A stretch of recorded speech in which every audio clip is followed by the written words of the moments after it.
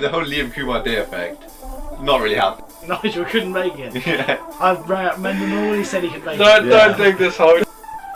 Phil, credit to the guy, he always manages to do well what he has to. He is a shocking personality. You guys got a trophy? No. It was pre-vim. No, my life from Richard Mendenhall. Right, you go, cancel. I'm a tag, Jack! I'm a fucking tag! Hello and welcome to another episode of the LOC Report. We're not in Germany, a game was this weekend. We're both in the UK though, and Chris is back. He wasn't in Germany either, but how's it going, Chris? No, I wasn't. I was here everywhere. Well, I'm about to be here, there, everywhere and all, but yeah, I'm good. Back Good. More Wednesdays is a bit different. Oh yeah, first Wednesday episode of the year, I think. Yeah. Change it up a bit. Absolutely, you know. So we need to find a way of getting through these long, horrible, rainy nights. So, Yeah, it's gotten pretty grim here now. It's raining, I think, pretty much more days than it isn't now, which is a stark change to what it basically has been for the whole year. It's pretty horrible. So yeah, I remember reading somewhere, maybe in July. I think maybe I was watching the news or something. They said, "This is the driest July ever," and I'm going, "Okay, fine." And I remember saying at the time, just out loud, thinking, "Well, it might be the driest July ever, but you know, there's going to be a month that's going to be really bad." This is it. This is going to be the wet November on record. It's sort of just like, you know, it's arrived. Somewhere else. So. But that's fine, as you say. That's why the LOC is here. While you're stuck indoors, you have something to listen to other than your respective spouse. So we'll just kick it off with the Week 10 recaps. Then, as it was a solo pod last week, I obviously covered all of the previews and the recaps myself, and I did pick all the games and everything. So we had no co-host Chris to pick the marquee matchup, so we'll start here. You were featuring in it, so, you know, in spirit on the pod. Yeah, maybe. So here we go. Week 10 marquee matchup for Forge Flyers versus Detonators.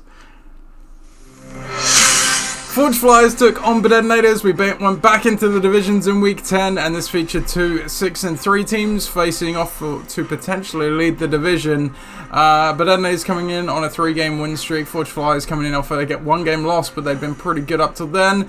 But Detonators keeps their streak. Well, both teams do actually. Detonators extends it to 4 wins on the trot. Meanwhile, Forge Flyers drops their second in a row, 115-77. Looking down the lineups, we have Detonators with Justin Fields leading the way once again. He's been a good pickup for them. 42 points. CD Lamb, don't forget about him. He got 27. Dante Forman got 19. No other players over 10 points, but still getting to 115 on the back of those 3 guys. So good turnout there. On the other side of the board for your team, Chris, Trevor Lawrence was a great stream for the injured Kyler Murray. He got 25 points. It's a shame the other parts of your team didn't respect that good stream, as only Nick Chubb got 10 points, over 12 points. Sorry, he got 12 points, the only skill position player to get over 10. Titans do the only other player to get over 10 with 14. That drops you to 6-4, puts Detonators up to 7-3, and depending how the other game, the Gridiron Gang, went, potentially gives them the lead again in the division. The history of this matchup all time, Forge Flyers are now 8-11 all time against the Detonators. Ollie has been the in-form team of late, and I still feel pretty good about this being the marquee matchup pick, because although it wasn't wildly competitive, it at least did feature the highest scoring team on the week, Chris. That's true, and you're right, it wasn't massively competitive, but Ollie did have, in fairness to him, quite good matchups going game. It helped that he had 19 points on Thursday night. That definitely propelled him along, but you look at that massive score from Fields and Lamb, and you know, that's pretty much the day done. I mean, you know, you can that's almost the entirety of my score. If you're being ultra critical, you know, Alave, Henry, and Etienne haven't really turned up either, but it's some real big swings that have put him in the driving seat here. For me, you know, I'm thankful that both the streams I had from that given week, the Titans D and Trevor Lawrence, worked out.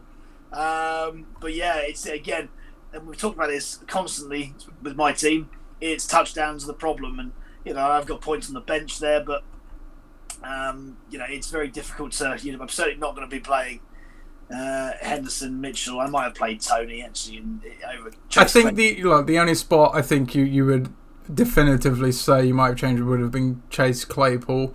And it's not going to make the difference on the day, so I don't think you need to be too harsh on yourself. Exactly. I would still have been more than 20 points down. So no, I'm certainly not going to be that way. Touchdowns win games. There aren't many touchdowns in that team.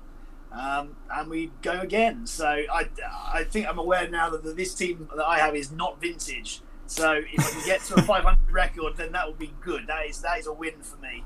But Detonators, they're in the driving seat. They're cracking on. They've sorted their quarterback problem out to, well, great effect. And yeah, 115 points in a week that, well, for some people was quite a high scoring week, but for others definitely wasn't. Is an outstanding score. Yeah, sure. Just going back to your team, I think you're still more in the hunt than you think you are. Look, you're 6-4.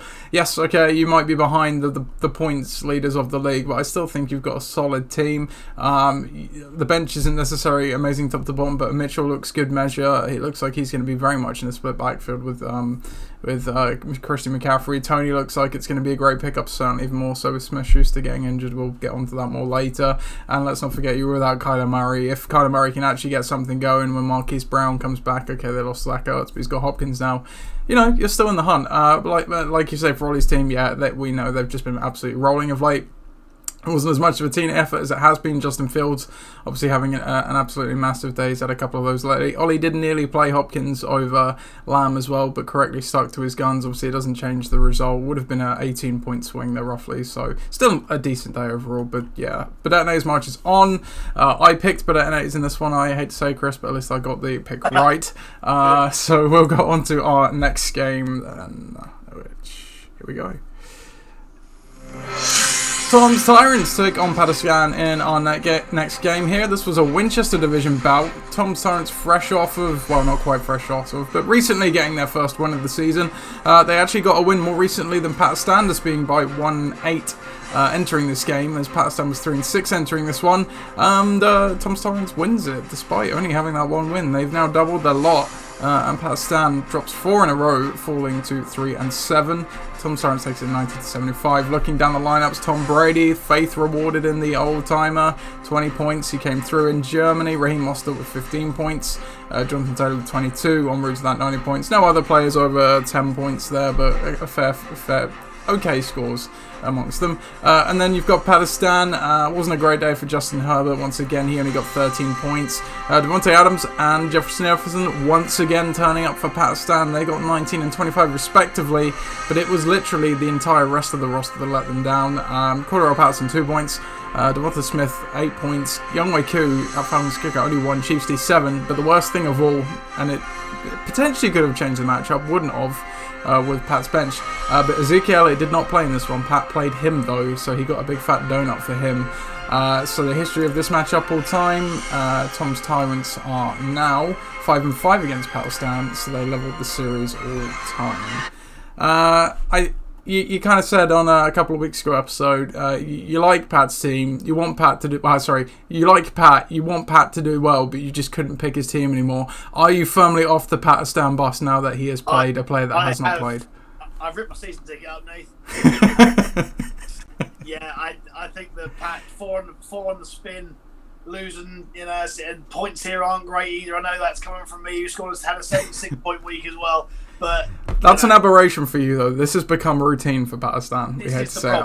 While you're going, I'm going to bring up Pakistan's recent scores and we'll run through that. Yeah, I think that's probably great because, aside from Justin Jefferson, who is absolutely fantastic, Adams is up and down in that offense. The Chargers' offense looks broken. I know they're playing San Francisco, and it's difficult to play against, but at the same time, Herbert hasn't looked right all year. He hasn't looked like the same sort of firing guy. Mm-hmm. And for the rest of the team, Patterson, looked like a beast the week before, bottled up in this game. Elliott injured. Devontae Smith, the touchdowns really has saved his day, but at the same time, in a quite remarkable loss to the Commanders there. But again, it's someone who is very, very inconsistent with his scoring.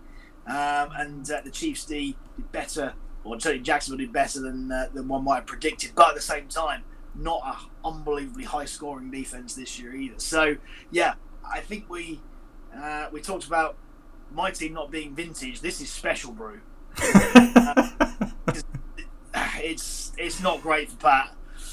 What's the other side? I can say it's almost the same thing about Tom's team, really, apart from the fact that Jonathan Taylor has turned up in this game. His first round pick is doing first round pick kind of things. Yes, there's a bit more in there perhaps, and it has shown that, but skill position wise, still a little bit stagnant. Brady comes through with 20 points, but I can't say that it's an unbelievable score. 90's not bad, especially in this week. And in that division, it's certainly a good score.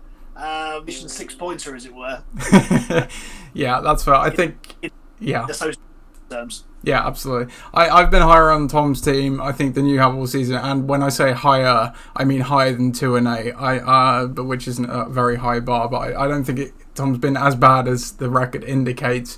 As you say, not to say that he's necessarily been a good team, but I think he's had a bit of a hard rub of it there because he's been without Jonathan Taylor for large stretches. Obviously, Brady's not quite been firing the Bucs offense in general, which obviously spilled over to Evans as well. And then behind that, there's obviously not really much else on his team, but you kind of see between the cracks, I guess you could say. And there is a semblance of an okay team there. And like you say, maybe that's all it's going to take in the Winchester division.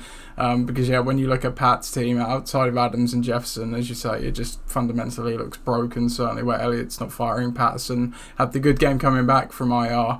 And then obviously disappoints in this one. And I said it last week when you were on the show. It was a perfect dichotomy with Justin Herbert when I played Pat against Josh Allen, because you just see what happens when you have a quarterback that has a bad game who can run versus a quarterback who has a bad game who doesn't. Objectively, both extremely good quarterbacks, among the best in the NFL.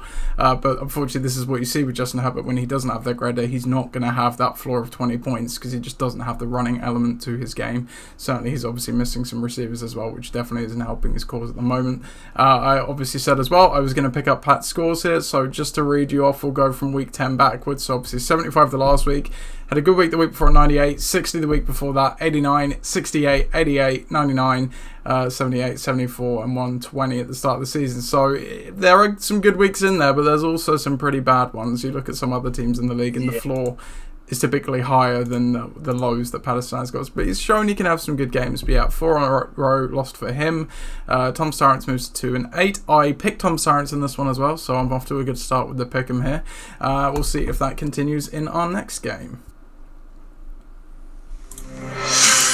UR Gold took on Fall Guy. Actually, it was Overcooked last week, sorry, in the other Winchester division bout last week.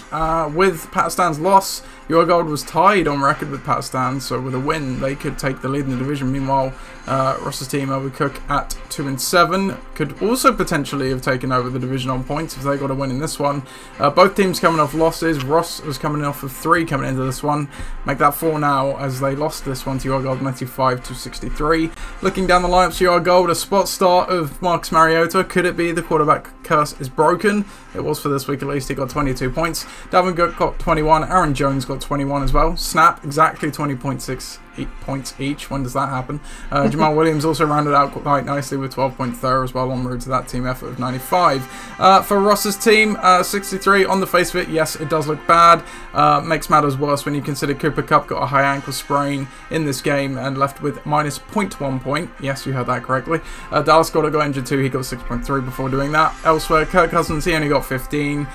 Gabe Davis only got 15 as well, and he got 15 as well, and the Lions D got 12 points, so 63, not a great day, but a couple of injuries not helping the cause. History of this matchup all time, UR Gold are now 5-5 against the Ross's team, so they leveled the series as well, and UR Gold takes the lead in the division with a 4-6 record. We'll come on to it in the standings in a bit, but UR Gold is the lowest scoring team in the league. They are leading a division with 4 wins, no less. But, I mean, are there shoots of optimism? Potentially, if he can get the quarterback right. Yep, I think you're right. I think that engine room is projected to continue going. Cook, Jones and Williams, a solid 3. You can't really argue with that. They're all going to get volume. They're all going to score touchdowns. Whether that all happens in the same week, who knows? That's the way to get this team going, is by running the ball. Receiving wise, they haven't got a prayer. That's it. Michael Pittman, yes, that's it. He might get Matt Ryan back for whatever that's worth. But matchups are going to go against him between now and the end of the year. And Brandon Cooks, well, Davis Mills and the Texans generally look a bit of a dumpster fire, to be quite honest. The quarterback makes a massive difference. That's the difference between, we've seen these 70, 80-point weeks and these 90-point weeks, provided that the other guys can fire on as well. And there's not a great deal to write home about us outside of that. Yeah, Tyler Boyd might come back in, but only got 1 20-plus point week, or even double-digit week. There's only 2 of those in the season, so yeah, not great. As for Ross's team, well, I think the wheels now have firmly fallen off the wagon. With Cup and Goddard going on IR, and I think they'll both be done for the year. Yeah. Then yeah, so that is very, very difficult to replace. As I say, with who's got on the bench, Messrs, Robert Woods, Hunter Henry, even Mark Andrews, who's been banged up a bit, it just isn't going to fill the gap. So yeah, that's it. I think we can do it. I think we're going to do it now. We're going to fork this team now. Oh, there you go. I was going to save the cutlery till next week when I was deciding debate corner, but knives are out. Yeah, the knives are out. Yeah, I can't disagree with you. They were one of the ones that I would have circled if I was going to do that segment this week as well. So there's a spoiler for next week. But no, I completely agree. Yes, like you say, he's going to get Mark Andrews back. That's going to help. But you also lose Cooper Kupp and another. Dallas Goedert would have effectively been a serviceable rotational guy for Ross's team. This week could have been slightly better with Dak Prescott, but as you say, there's just nothing else there. Ross has been very lucky, I would say, with the auto draft with injuries in previous years. Certainly the year he won, I don't think he had a single injury, or not more than a few weeks in that year. It's definitely coming the other way this year with the injury. But hey, that's how it goes sometimes, and that's why you can't rely on auto draft and not play the waiver wire, because this is what happens to your team. And you look at another team where Ollie has not had a great start by any means. He will tell you himself he's had probably one of the worst years, but he's still plugging at it. He picked up Jamal Williams along the way. He's streaming those quarterbacks, and this is what it can do for you. He's winning. It's basically what I was like last year. I had a good, skill position roster. I could never get the QB right, and it completely let me down. And that's been basically Ollie's story this season as well. So, as you kind of said earlier, Chris, this division is all to play for. So if he keeps getting those quarterback streamers right, it's his to lose, certainly at this point anyway. So, yeah. I picked Ollie to win in this one as well, so I'm 3-0 so far. So we're doing it. I did not want to pick this game. I looked at Ollie's team, I was like, I hate that. I went to Ross's team, I'm like, well, I can't pick that. So I just kind of fell. Yeah. Yeah. We'll go to the next game then, which takes us into the Portsmouth division again.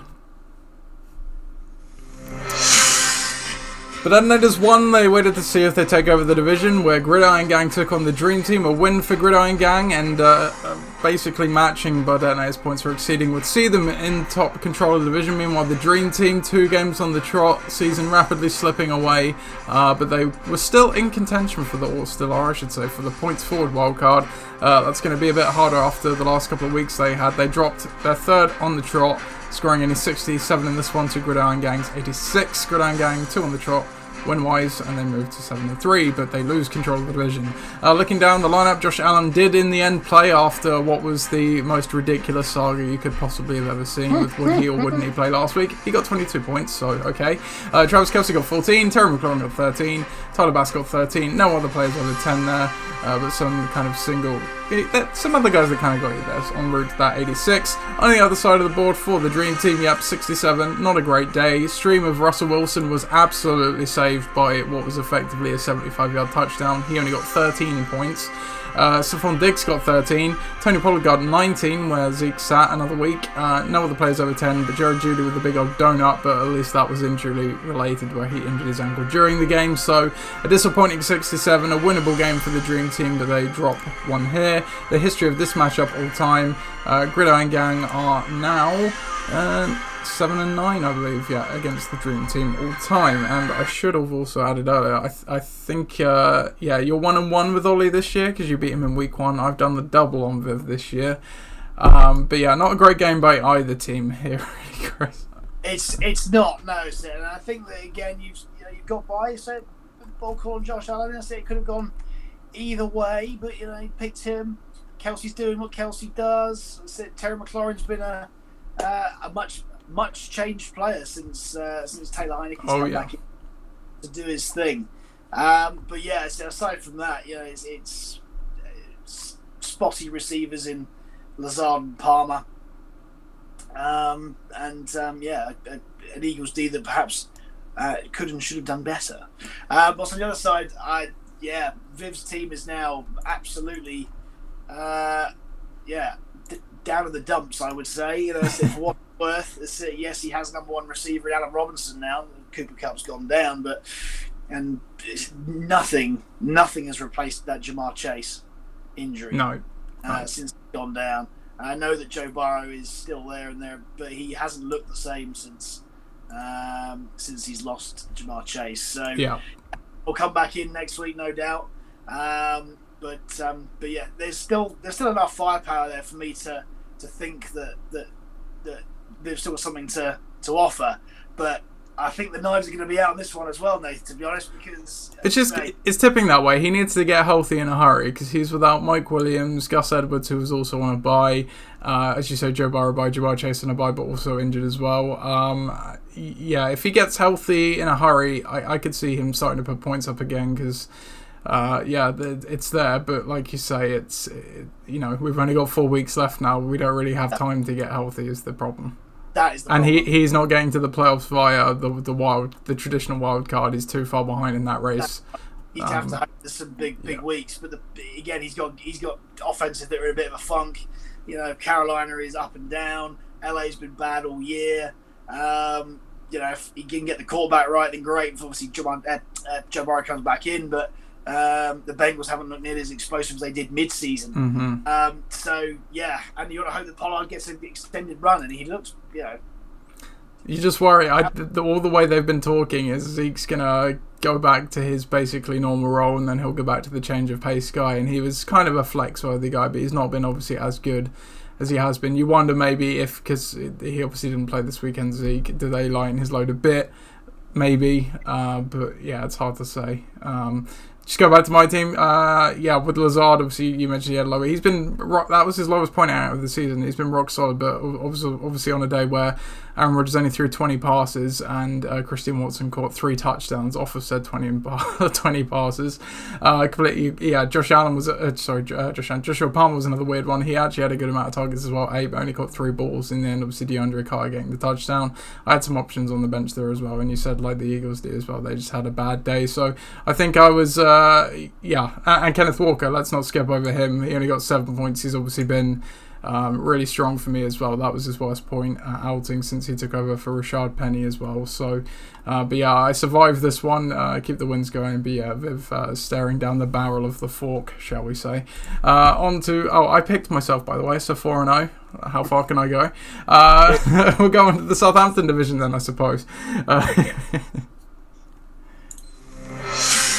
Bare Necessities took on Bucking the Trend in the first matchup of the Southampton Division. Week 10, this was probably the other contender for marquee matchup, as it featured again 2 6-3 teams, one of which was one of the high-scoring teams in Bucking the Trend, obviously with a good record, strong season so far. Both were coming off with wins, but Bare Necessities lost this one at 109-72. Bucking the Trend moves to 7-3, which means Bare Necessities falls to 6-4. For Bucking the Trend, Tuvatunga Vailoa, he got 29 points. Amon-Ra St. Brown got 12. Saquon Barkley got 22. Josh Jacobs 17. And the Bucks D en route to that 20. So a very solid team effort of 109 there. On the other side of the board for Bare Necessities, they were without Lamar Jackson, who was on bye. Jimmy Garoppolo gets the start. He delivered a very Jimmy Garoppolo 16 points. Chris Godwin gets his first touchdown of the season with 13. Leonard Fournette got 10 as well, as he scored a touchdown before getting into the game. Damian Pierce with 10 and 49ers D with 11. There were just quite a few lower scores around that, which obviously suppressed them down to that 72. So the history of this matchup all time, Bare Necessities is now 2-4 against Bucking the Trend. And we'll see again when we come to the milestone signing of stacks. Bucking the Trend, not the high scoring of teams, and there's been some reasons for that, but they've certainly got some firepower in their locker, haven't they, Chris? They can turn up on any given day. I think that again, matchups that did help them no end in this one. But you're right. That's it. They can turn it on. And when they turn it on, they go big. And that's just the way that this is going to have to play out. But yeah, I mean, he's picked up a record.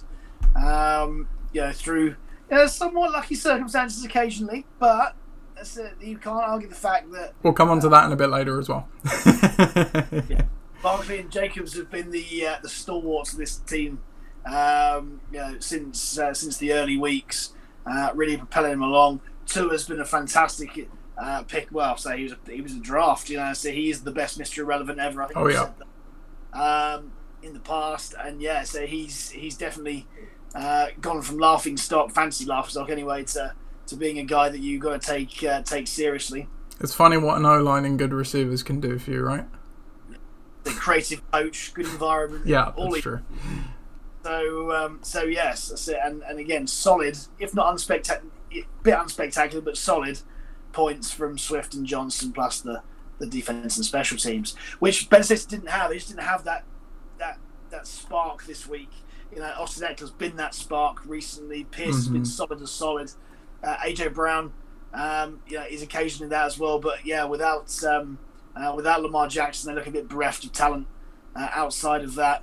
Fournette has been scoring points, but is definitely a very up and down option in recent weeks. As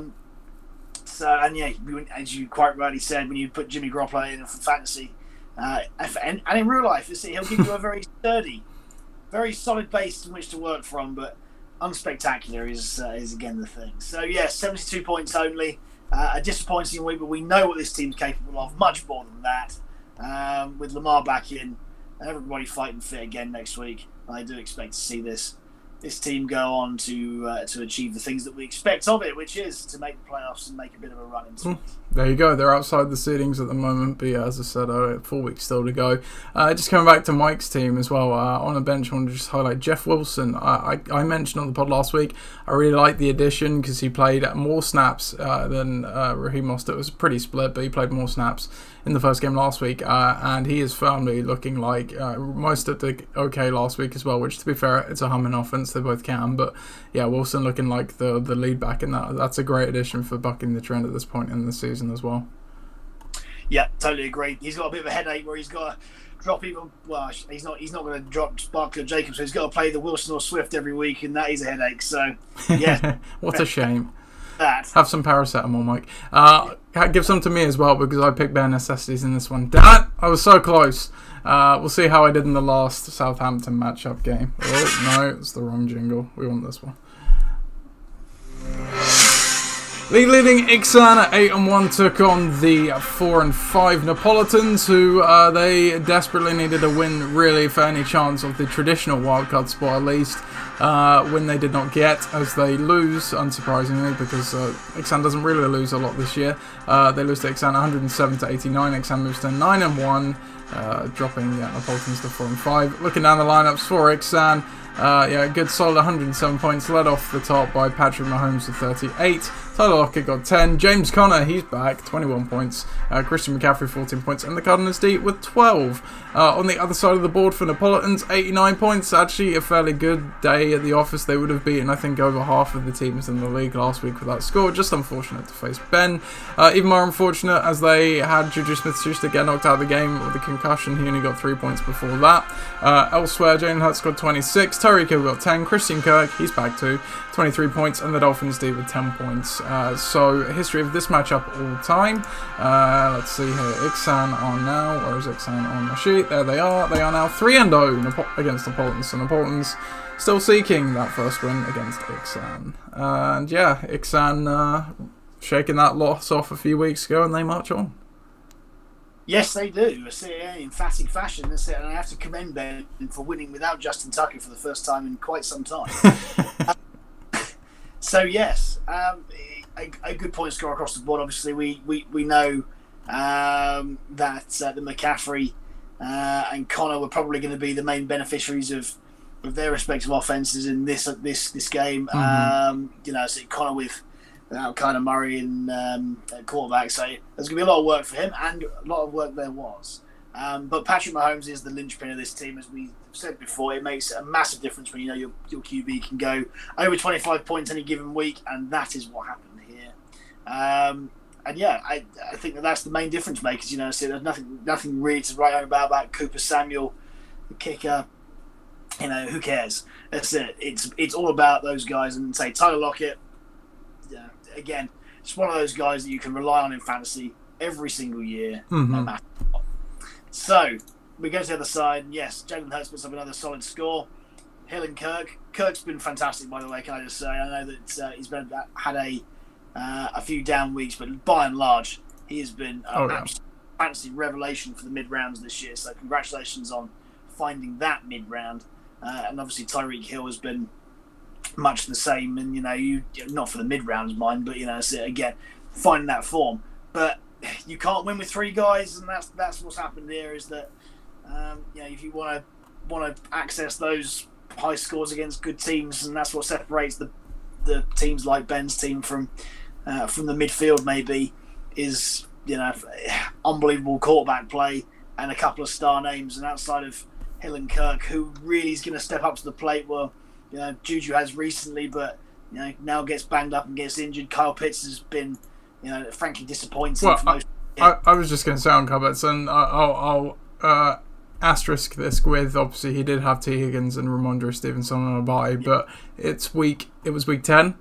Kyle Pitts has been probably dropped in most traditional fantasy leagues where you have to play a tight end, let alone in our league where you are not forced to do so. So I think that just kind of says all you need to know. Really. Exactly that. Same. Without those two guys, as you said, without Higgins and Stevenson, you're not going to have a chance. So, but bear in mind that, particularly Stevenson has been fantastic for him all year. So yeah, it's unfortunate for Dave. He will have better weeks. He's still there, hanging about. That's it, to see how he can get on. But yeah, weeks are rapidly running out. But outside of the buys, when they're all going, Hill, Kirk, and those other two guys, I'm feeling better for the weeks ahead. Yeah, absolutely. And I may have got the Ben SFC's back in the trend game wrong, but I finished it off getting my lock right, at least with Ixan, which was probably a bit of a layup in hindsight, but I'll take it. 5-1 on the week for me, and then now the lock that went a lot better than my NFL pick'em this week, unfortunately. But that brings me to 48-36 all time. I'm now I'm a winning lock off guy because I'm now 8-7, so I got there eventually. So we'll go on to the league news now then.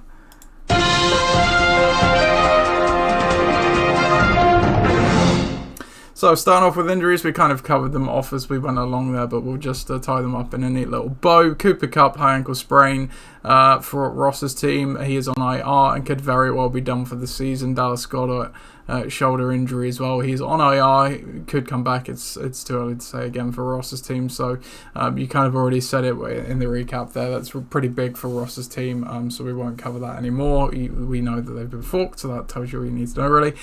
Jerry Jeudy injured his ankle for the Dream Team as well. Had a live look of being a Achilles injury. It looked like a non-contact, but somehow a muscle behind your ankle, I don't really know, but he could play this week apparently, which was quite surprising watching the injury.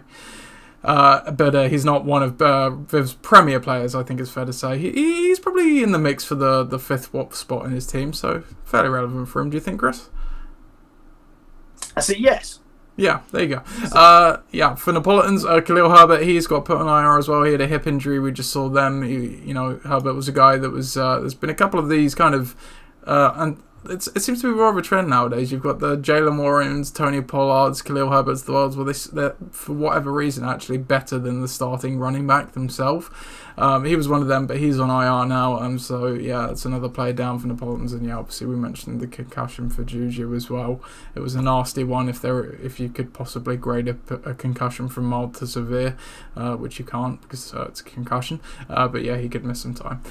So that's all the injuries. Transactions. So it was a fairly interesting week after quite a quiet couple of weeks, at least in terms of waiver interest anyway. So let's see what you got to say on all these then, Chris. So bucking the trend off the top, I'm just noting out the drop side of this one.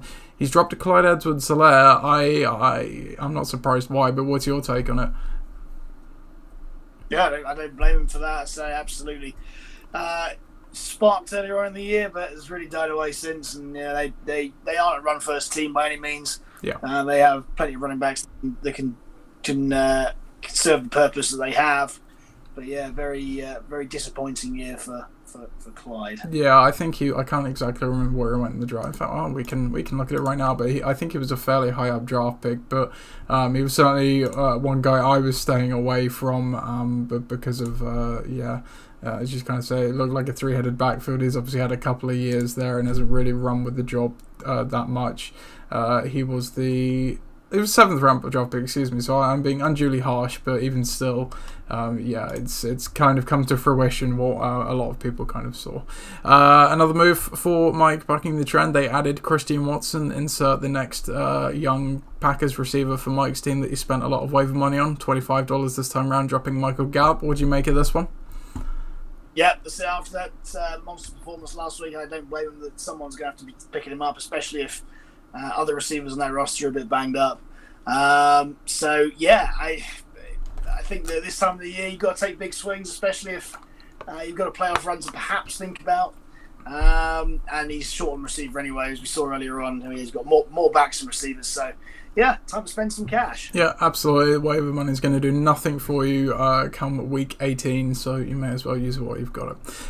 Next one here, we've got, speaking of which, a very frugal spend. Ixan, they added Cole Kmet for the Cardinals D for the princely sum of $1. What do you make of this move, Chris? Don't blame Matt. Cole Kmet's been in good touchdown scoring form at the moment, and yeah, if you want someone who's a big red zone target for Justin Fields, I think that's a fair pickup for a very cheap price. So yeah, probably won't be playing him, but it's nice to line your bench. Oh yeah, absolutely. Going into playoffs, that's half the game when an injury strikes. Making sure you've got the replacement raring and ready to go.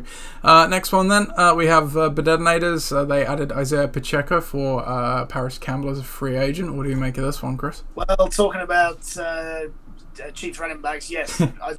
He's the guy who stands to benefit from sort of the changing of the guard, as it were. He's certainly explosive. He's got all the attributes you want. Just need to stop fumbling it. So I think he's going to be a real credible starter. But yeah, in that offense, we've seen guys like him when Kansas City gets to the playoffs, because they will, come alive. So yes. Maybe not for us, but they need to integrate him into the offense, and I think that's definitely worth a flyer. Yeah, definitely. I found it quite interesting. I actually saw earlier today that the Chiefs put in a claim for Eno Benjamin after he got waived by the Cardinals and eventually claimed by the Texans, which kind of speaks volumes, I think. But at the same time, they've obviously phased out CH to a degree, and Pacheco I think he got 26 carries or something ridiculous last week. He got a lot of carries last week. So like you say, as long as the situation remains the same, like you say, they're not always going to be the run heaviest of teams, but he's the early down pounder and potentially the goal line back, so for sure. Another one in a similar vein, really. Gridiron Gang adds, both sides are similar, adds Rashad White and drops Kyron Williams. What do you make of this one, Chris? Yep, again, plenty of touches.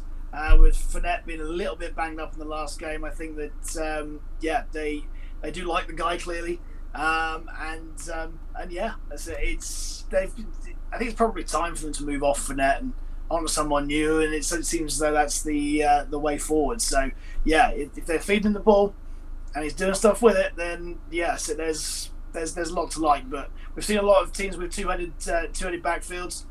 Maybe Tampa turning into that kind of team. Yeah, as I kind of said earlier, it's more and more, it seems like the workhorse running back is becoming a dying breed. There's still some very good ones, but it kind of feels like it's almost swung the other way, where it just completely ruined backfields. Now it feels like, backfields can actually support two running backs. It's not going to be the mega points week in, week out, but they can be serviceable. And like you say, Rashad White took the first carry of the game, got the official start last week. Obviously, Leonard Fournette got injured, which did help his final numbers. But once one over for sure. And then the last one, I love this one. Darren Waller, he's back on the squad. He's on Gridiron Gang's reserve.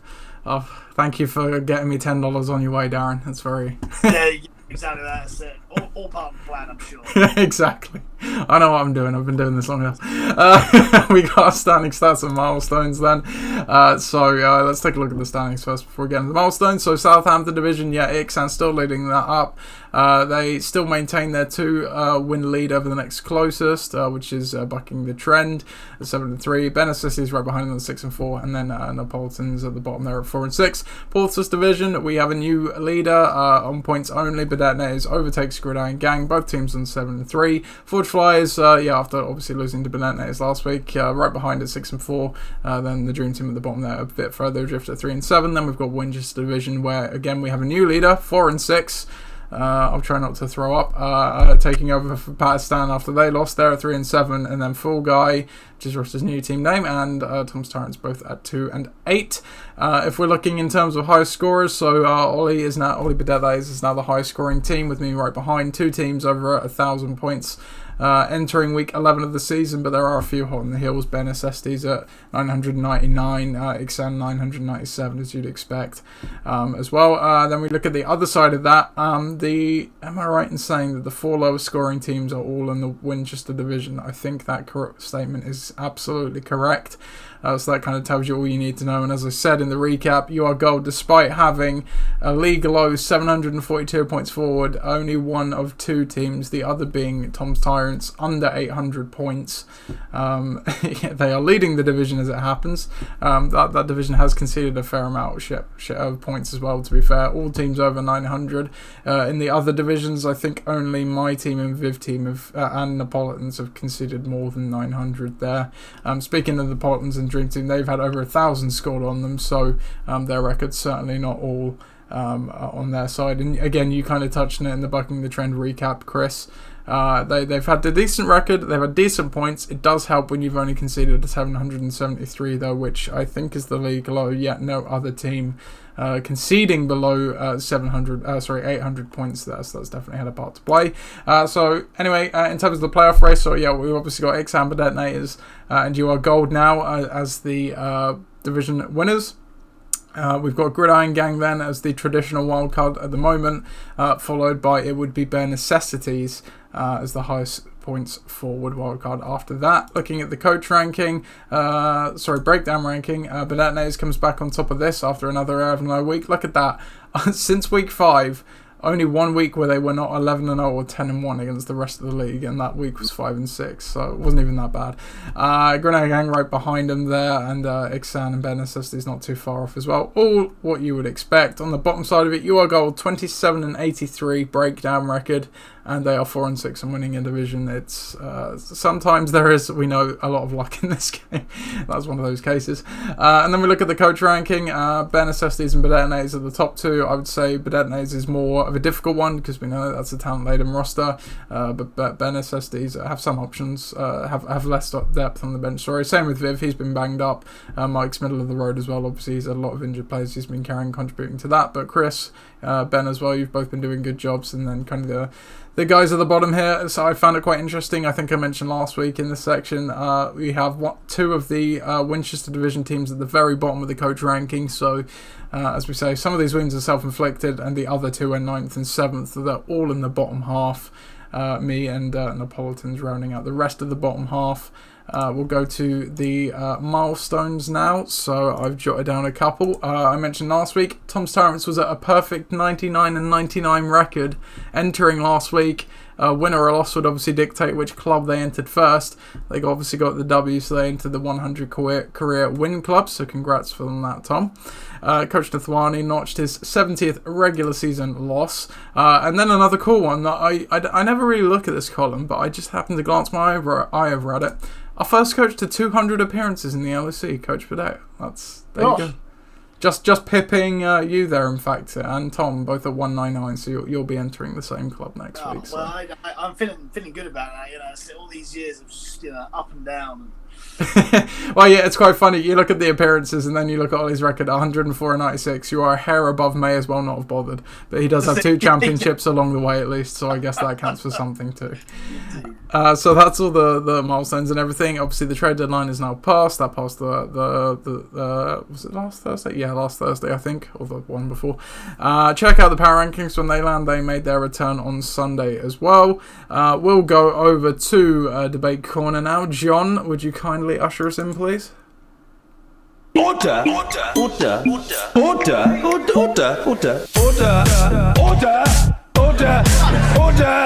Thank you, John. And yeah, for this week's Debate Corner, as I said earlier, I thought about making this segment cutlery related, but I think we'll save that formally and fully for next week. So this one's one is sort of topic around the other kind of football, soccer, some individuals would call that.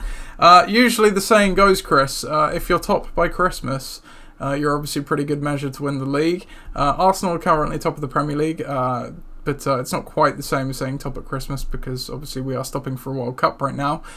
But the debate corner question for this week, Chris, what is the LOC's equivalent to if you're top at Christmas? Odds are you're going to win. Oh, okay.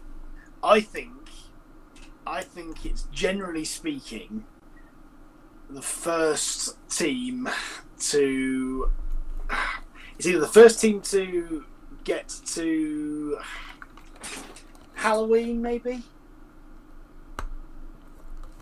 That's it. I'm going to say that, because you get there, you get a fair gauge. I think in our league, it's significantly different, because you've got several teams that are in the hunt always. Sure. But there is always one team that is in form, I suppose. Yeah. That's it. I'd like to say it's as cut and dry as getting to an X amount of wins, but that isn't necessarily the way either. So I'd say that, if you get to 2/3 distance, and you are on, I don't know, 5 or 6 wins, then you've got a chance to be able to make the playoffs. At that point, you never really know. Once you get to that final, final 6,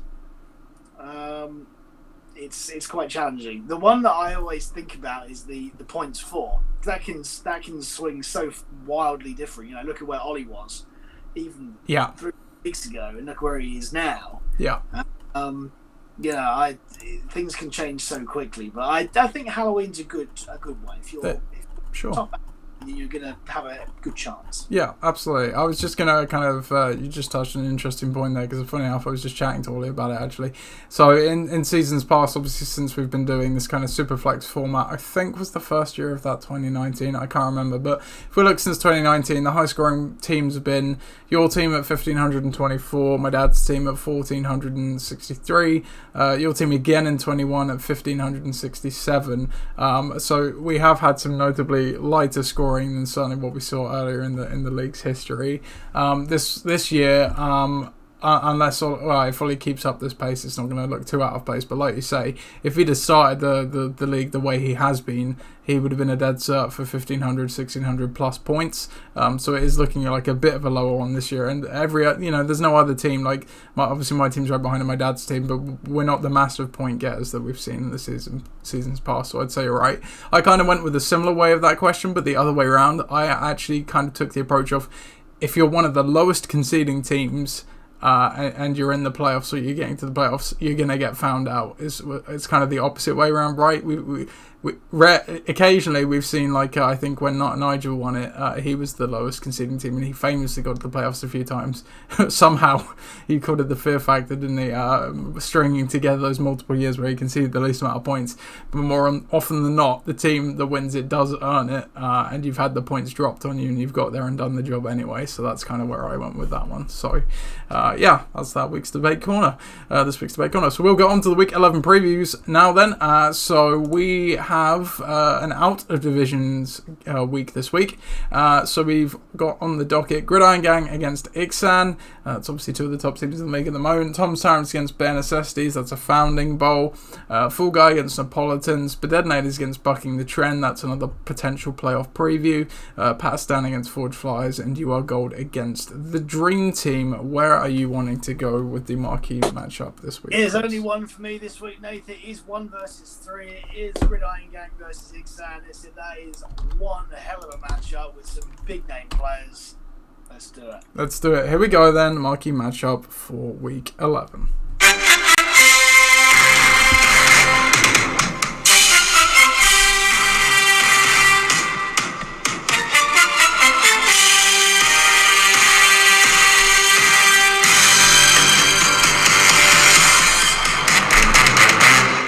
Gridiron Gang take on league-leading Ixan. Ixan are 9-11, leading the way. They've nearly punched their ticket to the playoffs. They're nearly there. 2 wins on the trot. Facing Gridiron Gang at 7-3, also 2 wins on the trot. Not quite leading a division. Second highest points in the league, though, as Chris said. First seed versus third seed. Right at the business end of the season. This is what you love to see. And it is a projected win for Ixan. Not surprising, given their record so far. 98-96. Looking down the lineups, so for Ixan, concerned, let's take a look here. I think only Antonio Gibson comes into the lineup in favour of Tyler Lockett, who goes on to bye. So they are rolling out the 30 personnel, Wishbone, 3 running backs, 2 wide receivers. On the other side of the board for Gridiron Gang, Alan Lazard comes into the lineup for Kenneth Walker, who is on a bye. Joe Mixon comes back from bye, sending Joshua Palmer to the bench. Alan Lazard wasn't in the lineup. It's Brian Robinson that comes in for Kenneth Walker, who's on a bye.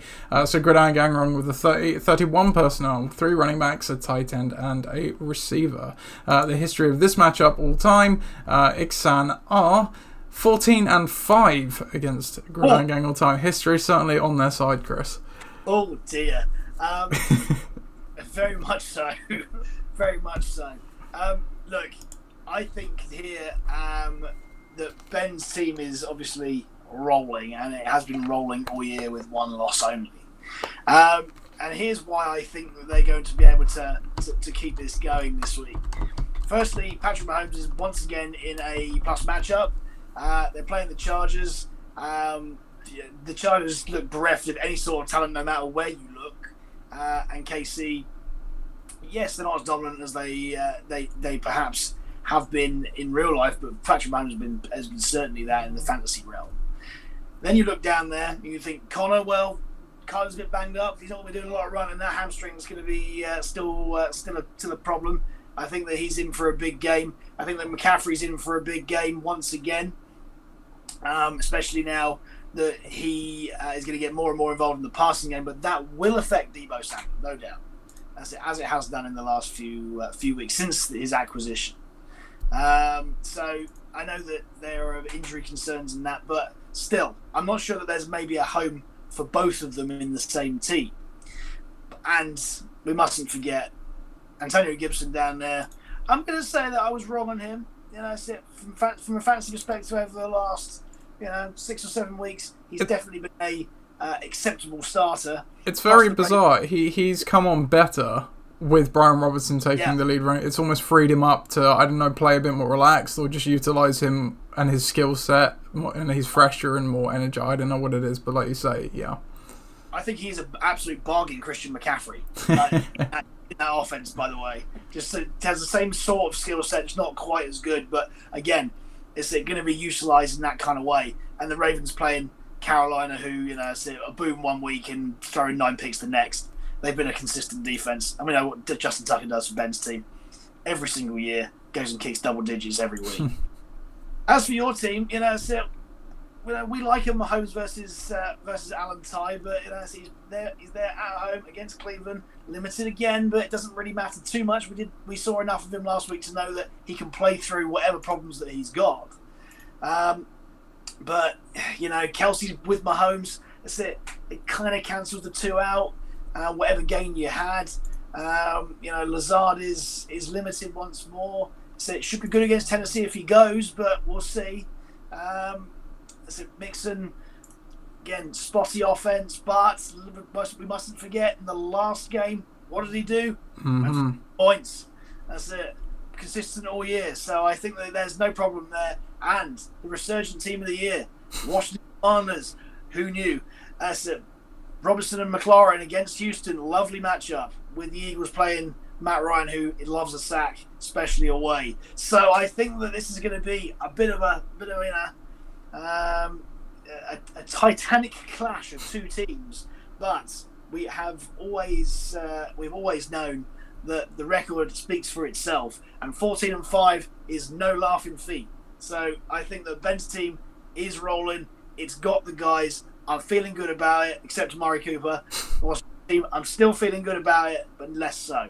Yeah, no, I completely agree. Like, when I kind of saw the docket for my team initially, I was like, oh, this could be a good week here. I think, like you say, Alan, he's going to play through whatever he's playing. It's his brain that's letting him down at the moment, not his elbow.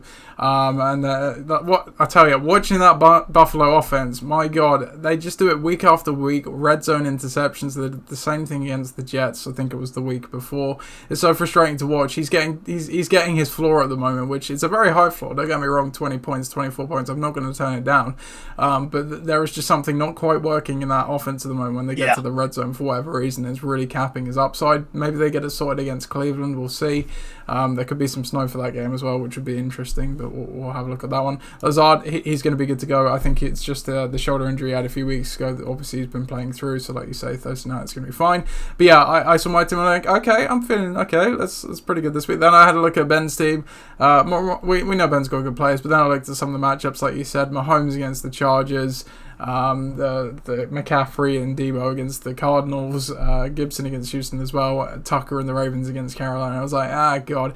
The worst thing about this for me is you look at the times of this kickoff, I am not going to sleep at all easily anyway on Sunday night or Monday night, because he has 3 players in the Monday night game, the Cardinals San Fran one, which is in Mexico City, by the way, and then he's got Patrick Mahomes on the Sunday night football as well. So I'm gonna have no idea where I stand on this one at any point on Sunday until I wake up on Monday morning, and then I might have a slightly better idea, but probably still not.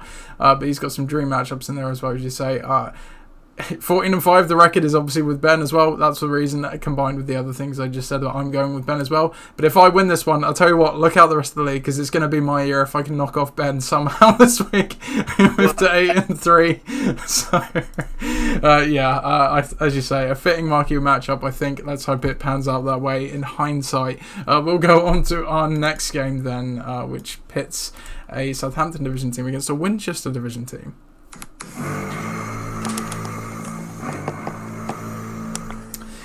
Tom's Tyrants take on Ben Necessities here in Week 11, 2 star-crossed seasons, but both, bizarrely, pretty much have the same chance of the playoffs as each other at the moment, or similar. Tom's Tyrants, even though being 2-8, only 2 behind in the division, versus Ben Necessities 6-4. Again, 3 games behind in the division, 1 game behind in the wild card, but obviously have a good amount of points as well. The projections do have this one going Ben Necessities' way. There are some team changes that need to be made, though I'm not sure it's going to matter. 96-39. Looking down the lineups, we'll start with Ben Necessities, who are projected to get the win. I think they have brought in Darnell Mooney and Devin Singletary in favour of Leonard Fournette and Chris Godwin. They have, who go on to buy, so Ben Necessities run with 30 personnel this week, 3 running backs, Wishbone, 2 wide receivers. On the other side of the board, you can clearly see if you're looking along, but if you're listening, I'll help you out. Tom Brady, Mike Evans, Raheem Mostert, are all on a bye at the moment in the starting lineup. Plus, he's also added a kicker, but actually, sorry, no, he has not added a kicker. Does not have a kicker on the roster currently. But doing some deduction work, and while you kind of prove this, I'll manually plug in Tom's team so we can actually do a fair review. He's got Daniel Jones coming in for Tom Brady on the bench. Obviously, the rest of the starting lineup has not changed at the moment. Presumably, he's going to bring in some combination of, I would have a guess at James Robinson, Rondale Moore, let's go with that, plus some kicker. It's not going to matter, he's still going to be projected to lose. The history of this matchup all time, Ben Necessities are 6-7 against Tom's Tyrants, and of course, let's not forget, this is a founding bowl. But yeah, this is probably going to be, Tom's had a nice couple of weeks there, still alive in the division, but this one's probably going to be one-way traffic, do you see? I forgot to say as well, obviously Lamar Jackson back in for Ben Necessities, sending Garoppolo to the bench. Yeah, there is 0 chance. No, I can't. I just can't do it. He's lost his playmakers all bar one, really. And yeah, it's it. You're against a full strength team who've been excellent by and large through this part of the season. So I just can't go anywhere different. This is going to be the easiest one, I think, this week for me. That's it. It seems like a difficult one, but I am going to lock it as well because that's it. I'm shameless. The mirror is shattered. It is on the floor, Chris. Shameless. So yeah, look, it's honestly it's like going out swimming pool, your towel falling down.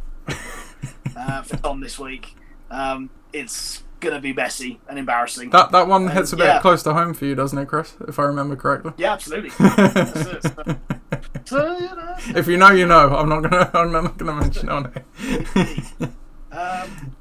So yes, none of those guys on the bench filled with any sort of confidence. I think I'd probably be rolling out George Pickens this week just for quite possibly, big playability. Rondale Moore makes teams lose, though he has been much better recently, I suppose. But look, it's just no way. So yeah, best assets for me, my man. Yeah, me too. I've enjoyed the Tom's Tyrant resurgency, and even if they drop this one, I still actually kind of fancy their chances to somehow make the playoffs. I don't know what their last 3 games are. We can have a look at that now. Let's take a look. Because, if they drop this one, they've got to win 2 and get superior points, or win 3, and then obviously need some other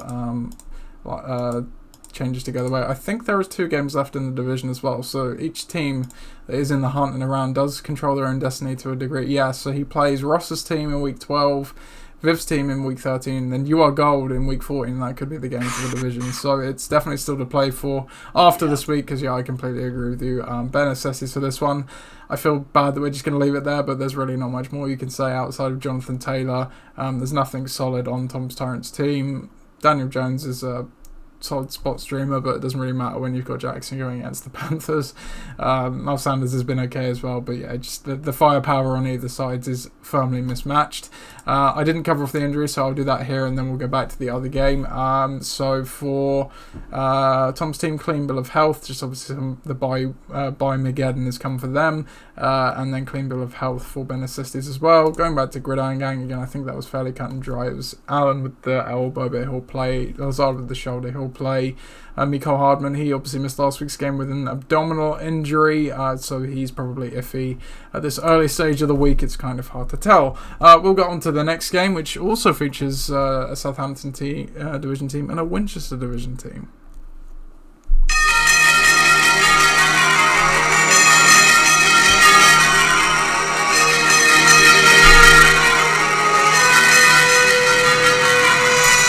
Fall Guy takes on Napolitans here in week 11. Both of these team seasons, you would argue, circling the drain, but you got to get some wins, and more to the point for these 2 teams, some points for absolutely any hope. I suppose Ross's team's obviously still in that Winchester division, only a couple of games behind. The projections do have it 77 to 45 at the moment. Again, I will plug in some players where possible to correct that as we review it along, but we're starting with the projected win team, Napolitans.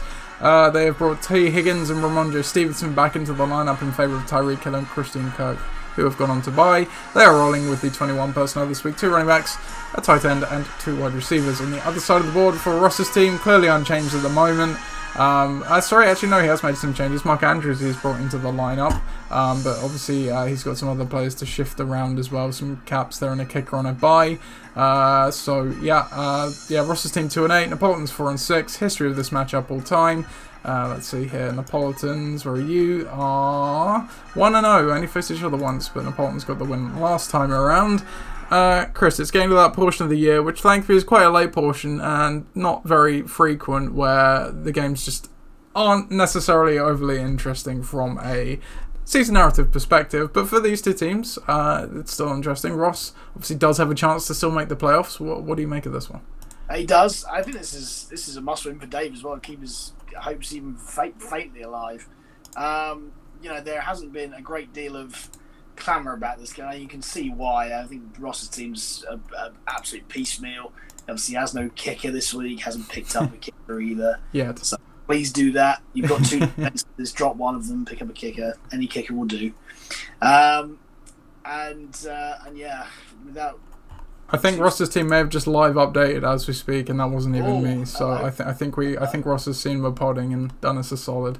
Projections do not change the predicted outcome of this game, though. That's good. Let's go back and see what we've got then, shall we? So I will do the recap now then. So so he's brought in obviously Mark Andrews, Hunter Henry, who was on bye, and Robert Woods, obviously in favour of Cooper Kupp, who's now on a bye. DK Metcalf, who's now on a bye, and Dallas Goedert, who is also on IR. I believe he also has 1 free roster spot. I think that's right. You are correct in the same. That's very Ross not to fill that. So yes, that's it. Whatever you want, I don't really mind. Okay, so let's recap. I think that we forked his team earlier on, or at least I did anyway. The knives were out.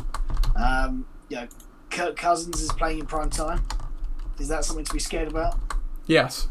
Yes. Is that prime time? It's the 9:25 slot. It's not quite prime time. It's the Cowboys slot, isn't it? So, we're playing in Cowboys time. And Robert Woods has been a non-factor all year.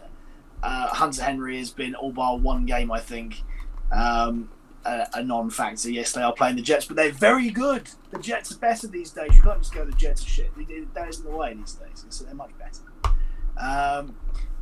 Yeah, Dave Montgomery against Atlanta, I don't mind it, but Justin Fields is doing all the running, so I don't like that.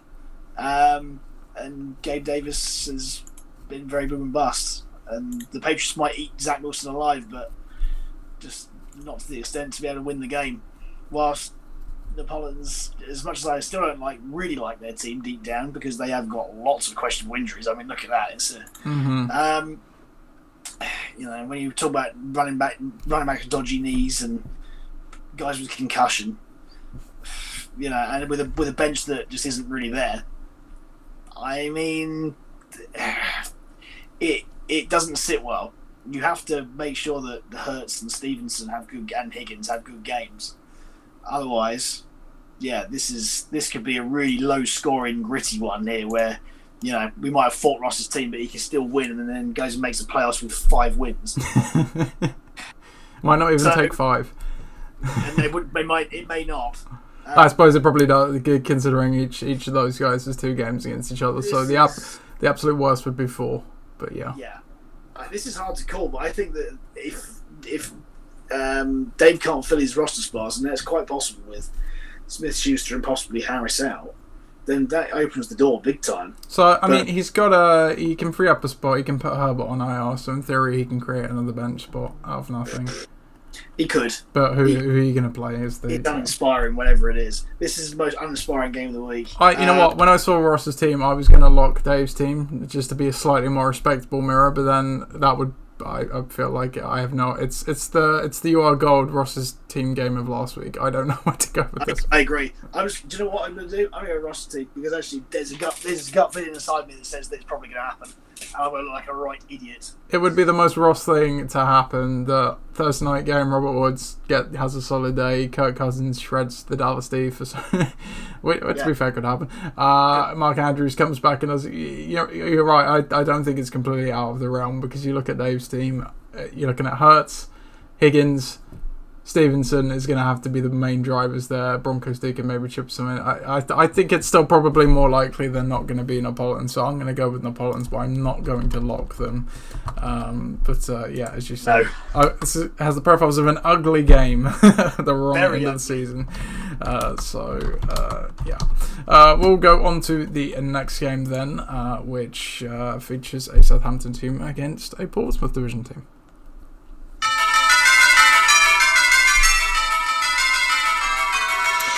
Two teams that do have hopes of the playoffs, but Adelaiders face off against bucking the trend, the B-Bowl, shall we say, this week.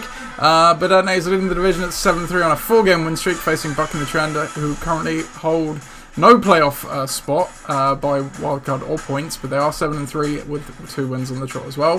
The projections have this one going in favour of the Detonators though, so let's take a look at the lineups. So for Bud Detonators, DeAndre Hopkins comes into the lineup in favour of Travis Etienne, who moves on to bye. I believe that is their only change, so they are going with the 20 personnel, 2 running backs, 3 wide receivers.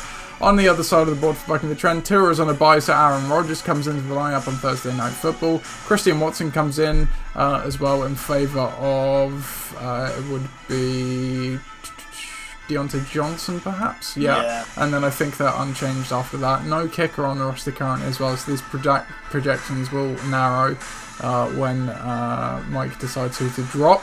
The history of this matchup all time, the Detonators are 2-2. It's a split series between the two of them. So yeah, this has another one. There's another game that's a potential playoff preview, but I feel like Ollie might be catching Mike on a good week here. I think you're dead right there. Without Tua, and with Jacobs in a very difficult matchup away at Denver, I think that that definitely profiles. There's a lot riding on the Thursday night game, and I absolutely hate that, especially at the moment where Green Bay doesn't seem to be functioning overly well. But say Christian Watson and Aaron Rodgers obviously had a connection last week. Tennessee have not been great in the secondary this year, but that's it. It's a weird night and a weird game. But I like the I like the defensive matchup. And I like to take on Barkley's matchup. But aside from that, I'm nervous. As well, I think we know what it's about. We know that that this has the absolute potential to go off. Fields against Atlanta, we like. CeeDee Lamb is looking like every bit the number one receiver, especially with Dak now getting fit. Hopkins is going to be a target machine once more. Derrick Henry, well, guy's in the Hall of Fame. Guy's going to the Hall of Fame. Yeah. Say no more. And Deontay Foreman has been a real stalwart in that offense. They use him a lot, even when they're down. They use him a lot.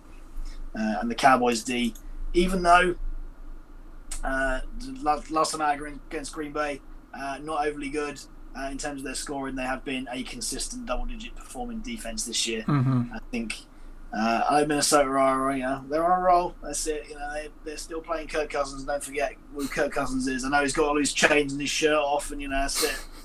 So, love and life.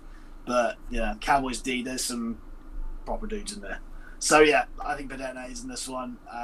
He's definitely the form team in the league. You can't really bet against form a lot of the time. And Mike, that's it. As we saw earlier on, will he get found out as the lowest scoring team in the league, and the lowest points against team in the league? So I think Ollie's going to put some points on him here. Yeah, I think you're probably right. Yeah, which Mike, I think Mike will be the first to say not on his strongest this week. I think that's how you want it. It makes your stats look better. It's a game you probably weren't going to be winning anyway. So it's if you're going to lose, have a loss that way.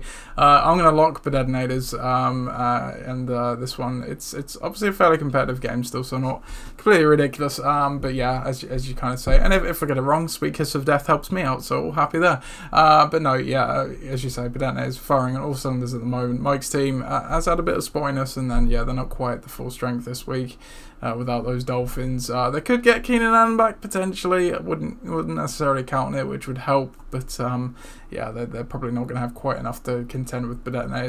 Just to do the injuries in this one, and then I'll go back because I missed it in the other one as well. Rodgers, I think he's questionable with that thumb injury. He'll play. Of course he's going to play. Keenan Allen, he's obviously very up in the air still at this moment. There is talk, I think Coach Brown and Saley said that Williams and Allen could be back this week, but and obviously said he would not be back until his hamstring is 100% healthy this time, so definitely one to watch out for. Jameson Williams, he's on reserve for Ollie's team at the moment. Coach Dan Campbell said that he's probably not going to come back before Thanksgiving at this rate, so he's probably a few weeks away as well.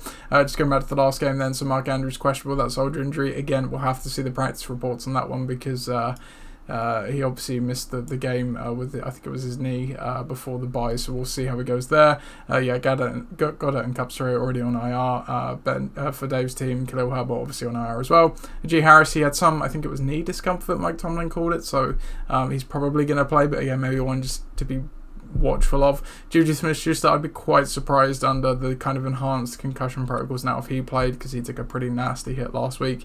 I think Randy Bullock tweaked something in the game last week, but he played through it, so he should play as well. So we'll go to the next game, penultimate game of the week then, which features a Portsmouth Division team and a Winchester Division team.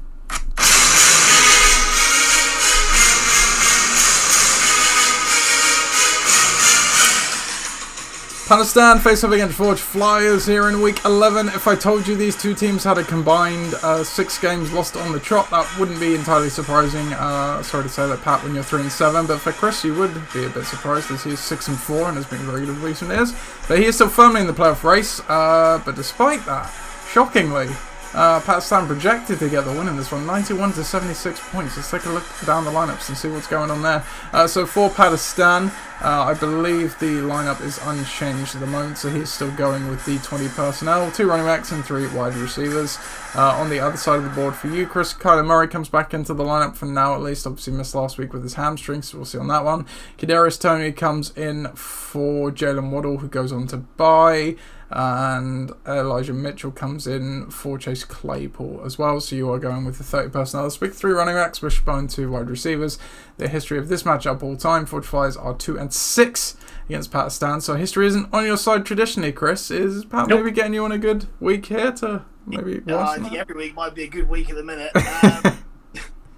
See, Pat is my bogey team for sure, and I think that again in a week where a lot of the key guys maybe that he's got are going to fashion to see a lot of offense. I think Herbert although he's obviously been playing perhaps banged up, perhaps in a bit of a broken offense, if there's one game that you're going to be able to turn it on for is playing Kansas City at home. I think he did quite well in week 1, didn't he? Yeah. Oh, week 2? Yeah, he got 29 points against them. That's right. So it's a game where a lot of offense is had, especially through the air. Devontae Adams, once more, they've realised how much of a stud he is, and they're feeding him the ball. And know Denver's a difficult place to go, difficult place to play, and a difficult defense to face, especially in the face of the fact that their offense is not good. But that's it. You can't argue with the player. Same with Justin Jefferson playing at home against Dallas. Big game. Lots to prove to show that they are, as they should be. Nearly 200 yards in the last game as well. So he's coming off again in form. And Colorado Patterson versus Chicago. The human battering round. I know he didn't play or didn't get very much last week against Carolina. At home against Chicago, surely he's going to be used an awful lot more. And that's without factoring Zeke as a thing. So, yeah, it's very a scary prospect for me, and the Chiefs D playing against Justin Fields, whatever Herbert coughs up, the Chiefs are going to do. The Chiefs are going to benefit from. So yeah, it sounds rather good, doesn't it, for Pat? But saying that, all those guys pretty much did amount to 75 points, whatever it was last week. Mm-hmm. So who knows? As for me, I mean. Yeah, Jerry Jeudy's banged up, so I'm feeling better on Sutton. Not feeling great, but feeling better, especially against that Vegas defense, who are terrible. Kadarius Toney could be the number 1 receiver this week. It's conceivable. He was a bit all action last week, so hopefully that comes up again. But they're still playing a more difficult defense this week, I would say. Though, on paper looked much better than perhaps he is in real life. Kamara and Chubb need to be my saviours here, I think, but again, playing LA and at Buffalo, not easy task. And Elijah Mitchell coming in against Arizona, hopefully, again, he can have that complimentary role that he had last week, and hopefully get a touchdown in that as well. There's not a lot on the bench to be able to write home about. The Titans are playing Green Bay today. With any luck, that's it. Aaron Rodgers refers to his old self rather than last week's self, but we'll see. And Graham Gano kicking has been good this year. It's been solid, yeah. Again, it's it, nice and solid, but I don't think it's enough. I think Pat's got enough to get over the line. There's so much that I like about that team. He's got all his playmakers in there. They all seemingly have good matchups. I know that he's lost 4 in the spin. That's got to end at some point. I think it's probably going to end this week. For me, I just want to get into I know it's projected 75. I want to get over that. I want to get into the 90s if I can. That would be a win for me. And as I said earlier on in the pod, getting to 500 is the aim here. So we can afford to lose a couple of games to make sure that happens. Sure. I think I'm going to pick your team just because I think what we've seen from Pat's team is when he has those good weeks, it is always Devontae Adams and Justin Jefferson leading the way, and then typically it will be a Cordero Patterson and Ezekiel Elliott following up, and then maybe a decent performance from Justin Herbert. It would not shock me to see Adams and Jefferson both have bad weeks this week, because Adams is going up against a formidable Denver secondary, and Justin Jefferson's going to be trailed by Trevon Diggs. Now, Jefferson is obviously probably the best receiver in the NFL, if not among them. Sure, he can potentially rise above that, but it's a tough assignment. And then you're asking the rest of Pat's team to come through for him, which evidence so far this season says they're probably not going to. You are 6-4 on the other hand, and like you say, maybe not quite as much firepower, not at this stage of the season anyway. Some other teams, there's still a lot to like on your teams. Again, I don't love the Chubbs playing Buffalo. Like you say, Kamara, it's less the matchup for Kamara I'm worried about. It's more what the hell are the Saints doing. Yeah. I don't really understand how they're running. They need to swap to Jameis Winston. I don't know if that's good for Kamara or not, but it'll be better for that offense. They've phased Taysom Hill out, which was one of their calling cards for whatever reason. So they just seem broken at the moment in every phase of the game. It's a great matchup. The one good game that Russ Wilson and Denver's offense had this year was against the Raiders, which isn't entirely surprising. But history can repeat itself, like you said, especially with Jerry Jeudy being out as well. I don't know. I'm just more confident in your team. Could get Kyler Murray back this week as well. I'm going to pick your team for this one. So we'll go on to our last game of the week then, which features You Are Gold against the Dream Team.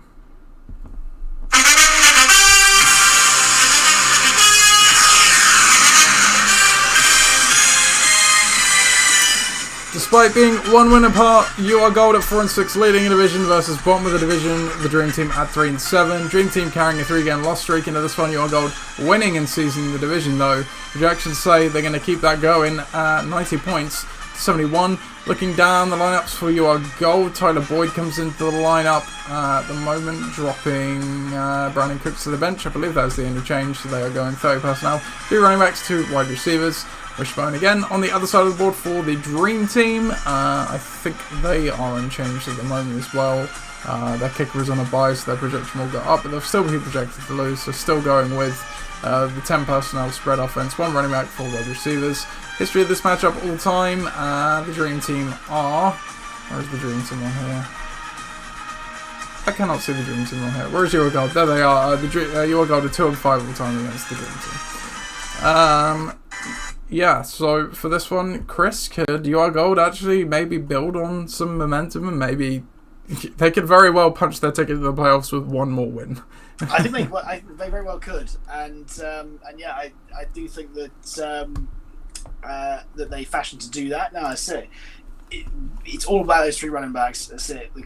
Dalvin Cook, Aaron Jones, and Jamal Williams, and I think that again, that's it. They will all be the lead back in this one. I know that Jones was playing on Thursday night, but again, weird game. Especially if Rodgers has got some sort of finger injury. We could see a bit more of a running game. They've got that. They've got the 2-headed backfield as we talked about earlier on. But yeah, I don't think Indianapolis is going to be a factor in this one, sadly, and they're playing Philly at home. But say Matt Ryan coming back only helps Pittman, but I'm still not sure about that. I think Tyler Boyd's got something to offer, but again, in fits and starts, as we've seen throughout the year. And Mariota, done well. Chicago's D is not good, and I don't know why they're still there. I don't know why they've been picked up on a fantasy roster. They haven't been good for about 5 weeks. That's it. You got the Jets down there playing New England. You might get run over there, but so you're definitely going to be getting some sacks. So let's try that maybe. I don't know. Anyway, that's it. From the other side, I think Viv here. I don't know whether or not he's going to change his team to start Joe Burrow against Pittsburgh, but he probably should because Russell Wilson looks an absolute shadow of himself this year.